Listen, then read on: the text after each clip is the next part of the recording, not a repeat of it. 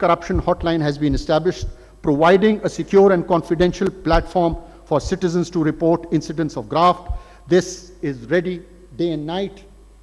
Whenever the complaints come in, within 30 to 60 days, keeping in the nature of the complaint, the complaints are processed and the complainant is informed about the outcome of the complaint. Along with this is the public feedback portal has also been deployed to gather any analysis feedback in the structural manner, while public facilitation centers have been set up at the principal and registries. You see, I'm with you. You should have access to the Supreme Court. It is your Supreme Court. It is nobody's Supreme Court. But the question is, if I can provide you with whatever you require at the facilitation center without disturbing the office, I think that will cater to whatever your needs are. Whatever information you require, whatever record you require, we will provide you with everything at the facilitation center. That is why we have the facilitation center, and we're going to have an opening, a soft opening today. And inshallah, it will be functional. They claim by the 1st of October, hopefully by 1st of October, it will be completely functional. Now, acknowledging the financial accountability is equally important. Let me announce that Supreme Court has undergone an external audit. And by the grace of God, the audit is complete. The issues highlighted are now being addressed. Additionally, in addition to the audit, let me also inform you one very important step which we have taken. We have initiated this process of standardization of processes and quality assurance. This process, ladies and gentlemen, is underway. And I've been told that in 9 months, we'll be able to complete this. And what will this achieve? You will be short of international certification. All the processes of the office of the Supreme Court will be standardized. And there will be no issue of any discretion left with the office. There'll be a system, how you come in, how you go out, how the applications are made, everything. And it will be done by experts who will come and do it for us. Okay. We move on. To support this, we have established an overseas litigation facilitation center. Mr. President, has been established. For the media, establishment of dedicated platform has been completed, visitor centers, and so on. We move on to the third one, strengthening legal and regulatory framework. A rapid advancement of technology, particularly in the age of artificial intelligence, required the courts to move from conventional to digital process. While interim measures have been adopted, like I said, we did small steps, but there was no backing of law. We said, fine, don't give us 7 copies, give us 4 copies, 1 soft copy. We said it, no rules to back it. The processes entailed 20 steps according to the 1980 rules. We brought it down to 3 because the section heads told us that please, if you change the rules, this will become more efficient. Our section will become more efficient. We did it, fine. How did we achieve this? To address this, on 30th October 2024, that is only 4 days after my assuming this office, a high-part committee headed by Mr. Justice Shahid Waheed, with Justice Irfan Saadat Khan and Justice Naeem Aghwan and Justice Akil Ahmed Abbasi as members was constituted. And my God, I tell you, I salute them for their efforts, because it was open. The Supreme Court Bar Association sent in their recommendations, the Bar Council sent them their recommendation, lawyers sent in their recommendation, even judges sent in their recommendation.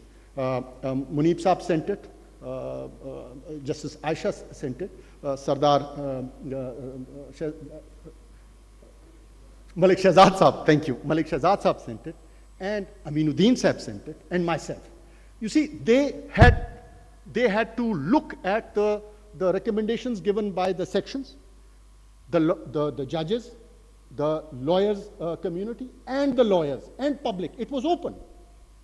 Now, what their first input came in, and it was placed before the full court.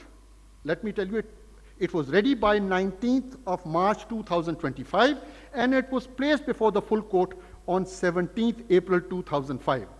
And after discussion, they said, no, it requires more deliberation. Fine, more deliberations went through. And whoever had an objection to any proposals, the committee went to them. They sat down with the worthy judges and said, okay, what are your proposals? And they considered and addressed them. And finally, they came up with their final version, which was passed. Now, why through circulation? Let me tell you, this rule has come in after 50 years. You see, you cannot make these rules in one day. It's a living document. I assure you that, inshallah, till I'm here, every full court will have this rule as agenda item number 1, but with one condition, that whoever has an objection to it, please file your proposal so that there's a process. We have constituted a committee. Let your proposals be placed before the committee. The committee will do their deliberation and it will come to the full court. So please, I assure you that whatever your proposals are will be considered and will be taken into consideration. And as far as I'm very happy, objection, the day the application came from the Supreme Court Bar Association, the same day I said, okay, full court is constituted for this particular item. I have discussed it with the members. Your objections? Let me share with you. Aapki shafarish main bhi karunga. Lekin, there is a process. The process is the committee. The committee will recommend whatever they recommend to the court. Once the recommendation is there, then we go to court. Okay? Okay, we move on. Alongside the rules, several new policies and SOPs have been introduced to address, in essence, to structure the discretion of the competent authority in proceeding with important issues on administrative side. Now, who is this competent authority? That is yours truly. Let me announce to this entire gathering that all the administrative power having discretion of the Chief Justice of Pakistan, I have ensured that it is not only structured, but the criteria for the exercise of that discretion is laid down in letter and it is made available to all. I'll give you 3 examples. Policy for early hearing and out-of-turn fixation. The chief could do, I tell you, the chief could fix any case at any time. Now, let me tell you, it is very difficult for me because the SOP has been done. These cases will have to be fixed. Bail before arrest, it's there, it's in writing. I can't, it will be very difficult for me to do it. You want an early hearing application, applications used to be filed, the file used to be in the office of the Chief Justice for over a year. Now you file your application with the relevant material which you feel is requiring urgent attention, it will be taken up. All in writing. Let's look at the next one. Let's look at the grant of leave. I made it very clear. During holidays, anyone who wants to go anywhere, no issue. But when there is court work, then I said, here is the discretion. Discretion is exercised. These are the criteria. Everything in writing. Third, protocol. I had 9 security. 9. I had 9 security contingent as the Chief Justice. I sat down with the security people and I said, I am in the red zone. My residence is in the red zone. Please have a heart. So we have come down to this, that there will be only 2 security vehicles with me, and same is the case with the worthy judges. We have also in short, that being in the red zone area, we don't require so much protocol. We do not require such elaborate protocol. And we've all agreed. However, once you are out of Islamabad or there is a threat to, God forbid, to anyone, then in such cases, we provide security. Once you are out, once you are inside the red zone, we have decided that it's going to be minimized. So and this has been put in writing. Even my protocol has also been put down, not mine, the Chief Justice of Pakistan protocol has also been read down in the SOPs, that it has been reduced to so much. You see, these rules, policies, guidelines are intended to make the functioning of this court more transparent, more consistent, and above all, fairer to those it serves. Now, let's move to the fourth. Leverage international and external resources. You can't live alone. You can't live in isolation. I went to China, and let me tell you, we've agreed on an MOU for 5 years. The Chief Justice of the Chinese People's Court, Supreme Court said, whatever you want, whatever support you want, we'll provide you. And it is in writing now, inshallah. To start off with, they have committed that 40 judicial officers from the district judiciary will be going there next year. Same is the case with the Constitutional Court of Turkey, MOU 5 years. We are in the process. They invited our office members to go there. So, and same is the case, we are engaging in cooperative exchanges with the Supreme Court of Bangladesh, Iran, Azerbaijan, Denmark, and also to expand collaboration with the Muslim World League of Saudi Arabia. On the technical side, with the LUMS, we have entered into MOU for management. They will advise us on management, how to manage our processes. And for technology, we have entered into an MOU with Ghulam Ishaq Khan University. Now coming to the fifth and the final pillar, which is to revitalize attached institution. I will start with the Federal Judicial Academy. Let me tell you, mashallah, they have undertaken 70 training programs this year. And this is, I know, my brother is in a sober mood. Yeah, I want you to smile. You've headed all this. Yes, the DG Saab is there. My brother, Justice Miyagul is also there. He's heading the academy. Thank you and mashallah. And you have benefited 12,485 participants. And let me tell you what is more and very crucial. They have now a collaboration. They have put 182 bars of Pakistan, 182 bars throughout Pakistan. They are provided a calendar that these will be the activities which will take place, and they can sit at the bar and they are connected through video link, and they can see whatever process is being carried out over there. MashaAllah, please keep it up. Now comes the Law and Justice Commission. Law and Justice Commission, there used to be nothing against the retired judges. I'm also going to retire soon. The thing is, it was just judges. I said, no, let's bring in lawyers. So for the first time, from each high court, instead of a retired judge, we brought in lawyers. Eminent lawyers from 5 high courts.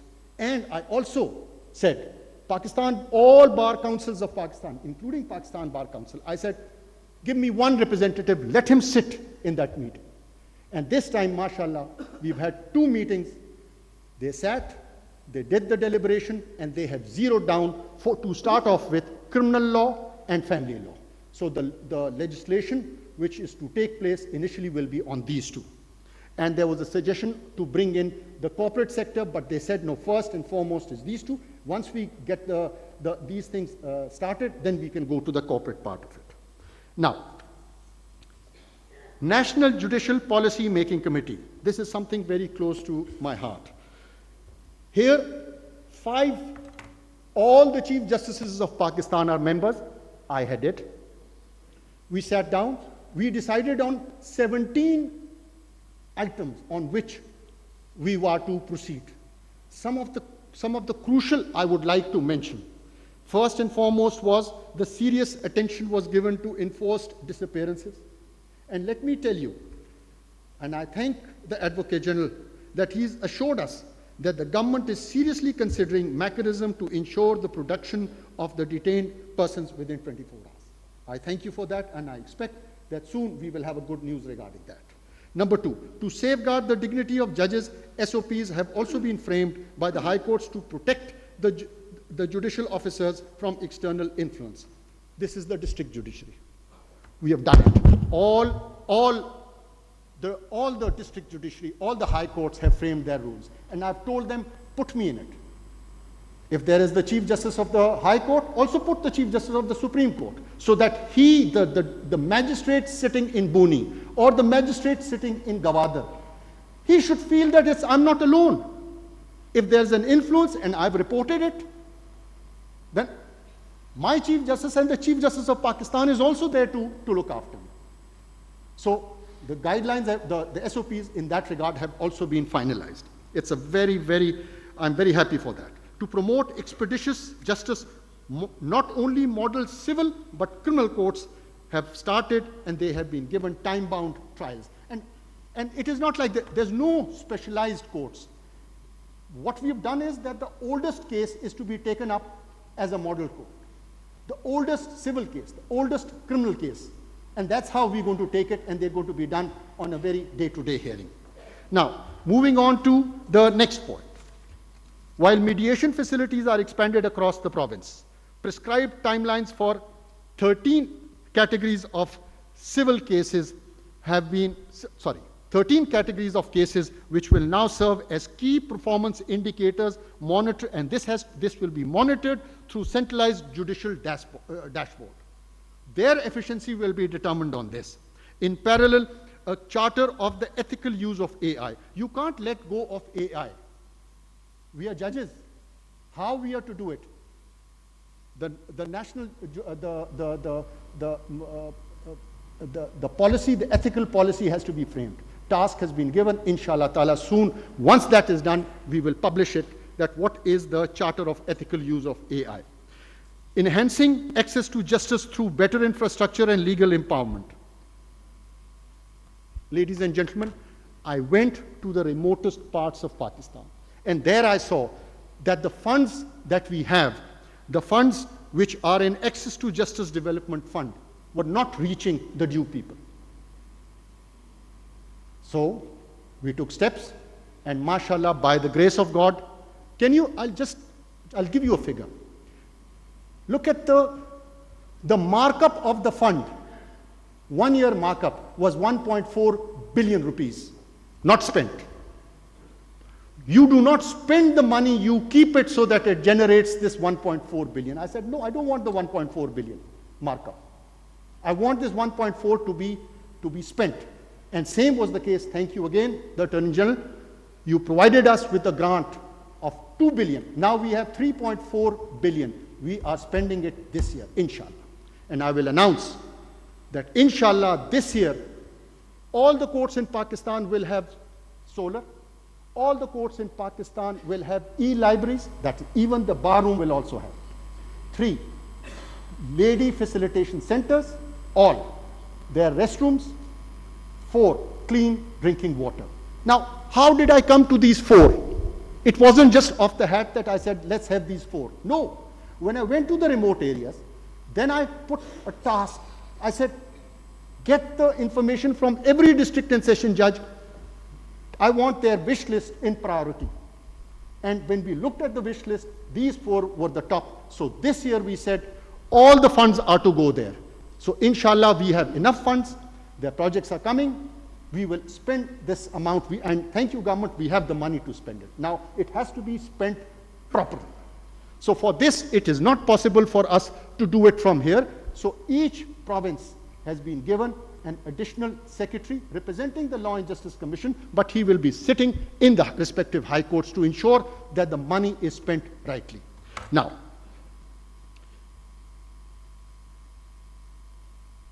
you will also be pleased to know that I will announce it, that any person who cannot afford a lawyer will be given free legal aid, starting from the magistrate and civil court to the Supreme Court. In addition, I am very clear that the pulse of the criminal delivery system lies in the jail. How do I know that? I went to a jail in Deir Ismail Khan. I went there, so I was telling him, do you have water? They said, yes, we have water. Do you have a fan? They said, yes. Medical, yes. Food, very good. There was an inmate who said, Chief Saab, this is Deir Ismail Khan. And he said it in Pashto, and he said, look, I don't want water, I don't want medicine. You are sitting on my case since 2017, my death appeal, and you're talking about these things? Go and decide my cases. It was like a jolt. And I tell you, since then, there has been a constant bench, 2 benches. I've said, put me on a 2-member bench, but I want a constant bench, and I want to thank each member of that criminal bench. I want to name you, but if I do that, it'll be unfair, because then my other brothers will get offended, because everyone has worked hard this year. But I tell you from the wick of my heart, and I'll tell you why I'm happy. I went to Banu then. So when I went to the jail in Banu, I said, take me to the cell of the inmate who has the longest, whose case is longest pending before the Supreme Court. So it was Bahadur Khan, and his case was pending since 2019. Lo and behold, I go there. Now I am apologizing. He's behind the bar, and I'm on this side, and I'm apologizing to him in Pashto. And he turns around and he says, why are you apologizing? I said, I'm sorry, I haven't decided your case, and you're behind bars. He says, no, you've decided it. And I said, well, my record doesn't show it. He had, because certified copy had not been issued, he had the uncertified copy of the judgment in which his case had been decided. So thank you, the criminal bench. You have brought, now let me tell you, you have brought the case load from 1917 to 2017. Now we are dealing with cases of 2024. Thank you, sir. I'm not going to name you, but thank you. And I'm proud of you. Okay. And for the prisons, what we did was, I said, let it not be, you see, our judicial officers visits the jail every fortnight, but still there are cases pending for more than 5 years. There is a fault, and what is that fault? So I said, a committee consisting of a treasury member who served a time in the jail, same opposition member, both, and another committee member. 3 members in each province. They've given the report. The report had been given to the National Judicial Policy Committee meeting. Inshallah, we'll take it up in the next meeting, which is scheduled for 17th of October. Al-Mizan Foundation, you'll be pleased to know, I will not say what has happened over there, but for the future, the Committee of Administration has recently been reconstituted under the chairmanship of Justice Mushir Alam, former judge of and I have Ziauddin over here. Inshallah, I have great hope. Everything rests on you. I've got my hopes on you. Now, moving on to the Supreme Judicial Council, another very important institution, a very important entity which has to be taken, constitutional body which has to be highlighted. Let me just simply tell you that 64 complaints of judges of the superior courts have been decided.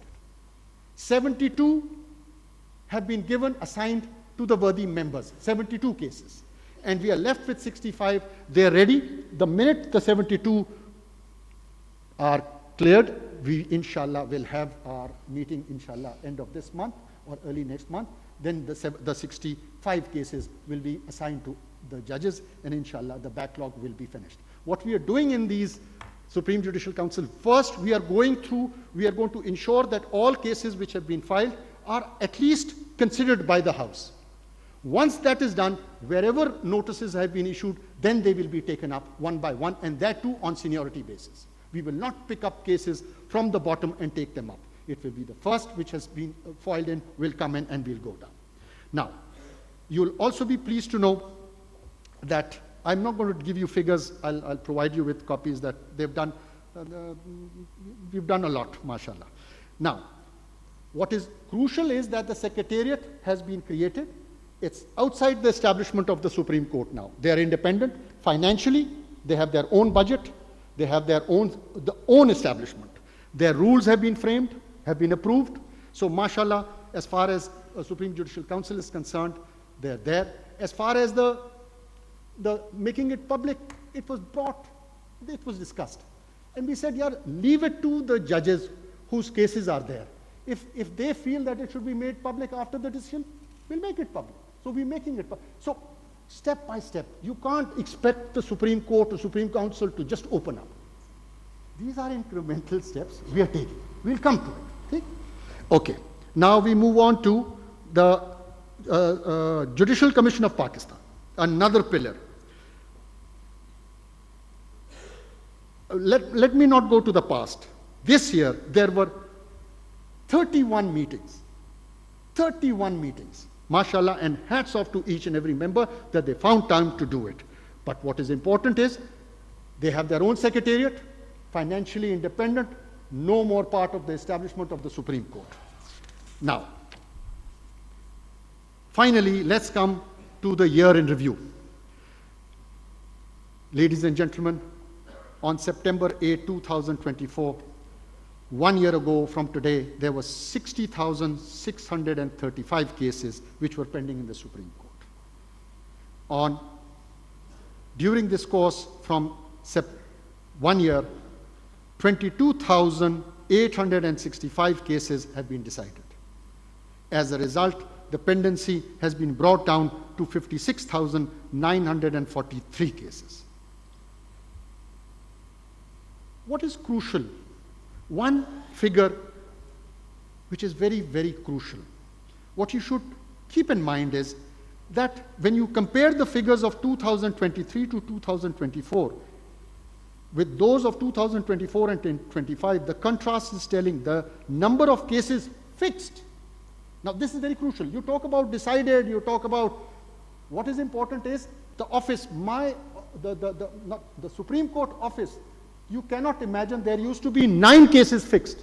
Now, 25, and in some cases, I will not name the judge, even 50 cases are fixed in one day.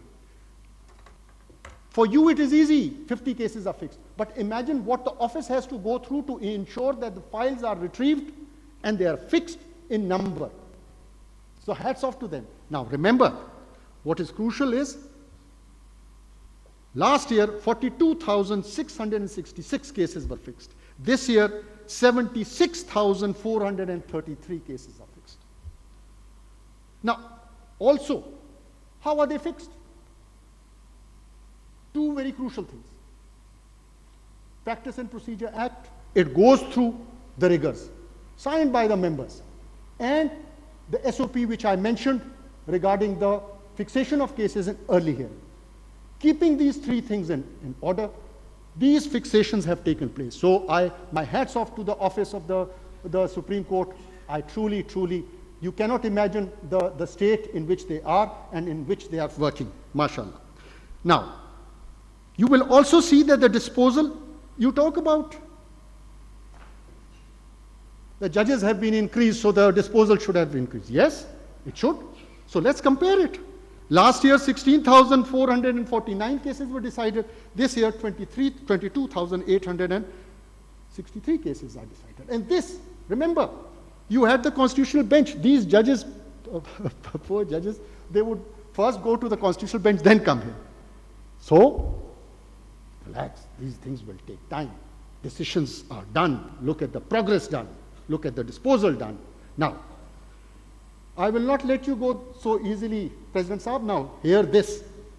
Now, look at the number of adjournments sought by the advocates. Last year, 22,425 adjournments were sought.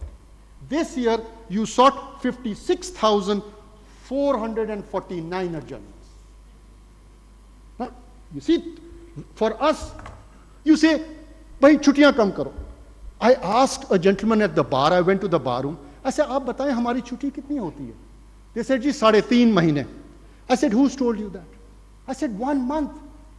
छुट्टी का range 3.5 है, किसी ने बाहर जाना होता है, किसी के फैमिली के मैटर्स होते हैं, घर को कंप्लीट करना होता है, वो छुट्टी उसको हम स्पैन देते हैं 3.5 महीने का छुट्टी। वो दे हैव अग्रीड कि we will only take 1 month, 2.5 महीने दे आर हियर और इन द रजिस्ट्री। केसेस हमारे ऑफिस लगा लेते हैं हम। देखिए ये एक माइंडसेट है, ये जल्दी नहीं, एकदम नहीं होता। केस लगा दिया, उसको फिर डिसाइड भी करना होता, तो दोनों तरफ से होगा। अब इसके लिए क्या चीज है?